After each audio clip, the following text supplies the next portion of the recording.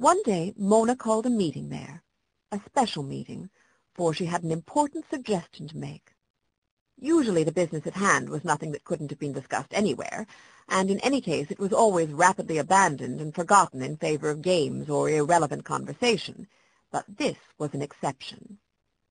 "Sit down, all of you," commanded Mona regally, taking the footstool for herself. "Oliver, you'd better sit on the floor beside Isaac. Everybody comfortable? Okay, now, I've called this meeting because I have a plan to propose. I think a very timely and important plan, a sort of campaign, in fact." "Listen to the president of the DAR," said Rush. He couldn't help teasing her. Her imitation of a chairwoman was so unconscious and so perfect. All she needed, he thought, was a bunch of orchids and some eyeglasses and a big hat.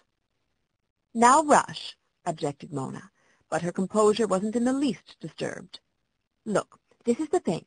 We all know there's a war, don't we?" Yes, they all knew that. "And we want to do something about it, don't we? To help, I mean." "Naturally. But what could they do?" "I have it all planned," said Mona excitedly, forgetting to be a club president as she sprang to her feet and upset the footstool. "This is my campaign. First of all, paper. We must collect tons of paper. The government needs it." "What for?" inquired Oliver. "Oh, I don't know. They just need it, that's all. Randy, you can be in charge of the paper campaign. And then metal. Tin cans and toothpaste tubes and well, metal. Rush can be in charge of that. Oliver can collect tinfoil. And besides that," Mona looked at them sternly, "if you want to be really patriotic, you must all let me practice my first aid on you." "Ah, a real sacrifice," moaned Rush. "I'll be in charge of the knitting, too," continued Mona imperturbably.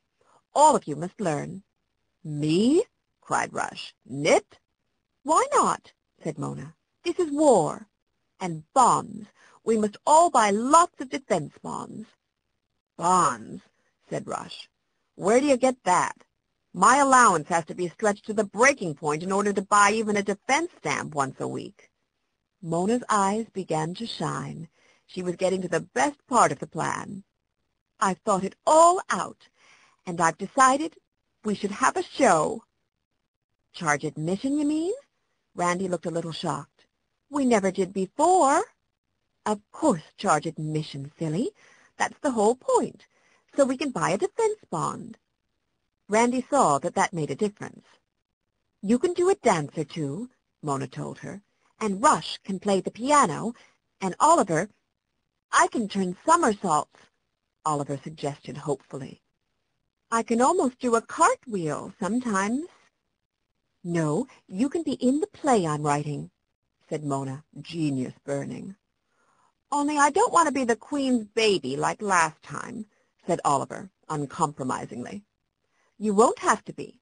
You can be a soldier or a robber or something. Yes, I think a robber." "Boy," agreed Oliver wholeheartedly. Everybody was pleased with the idea. It had been too long since they had had a show. "And Randy can design the costumes. Cuffy and I'll help make them. She can design the sets, too, and Rush and Willie can make those.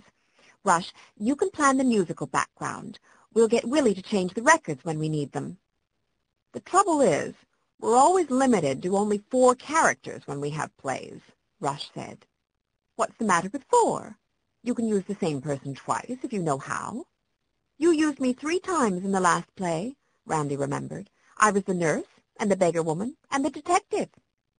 "What's this opus going to be called?" Rush wanted to know. "It's a fantasy," Mona told him. "It combines all the best features of Hans Andersen, Grimm's Fairy Tales, the Arabian Nights, and Superman. It's called The Princess and the Parsnip." "And who, if I may ask, is to have the part of the princess?" inquired Rush wickedly. "Well, why, I thought, I mean," Mona floundered. "Skip it. I was only kidding. Of course you'll be the princess. Who else? You're the only one in the bunch who can act. You're good, and we all know it," said Rush graciously. "When will we have it?" asked Randy with an excited bounce. "How about the week before Christmas? Maybe the Saturday before. It'll be holidays then, and we'll have plenty of time.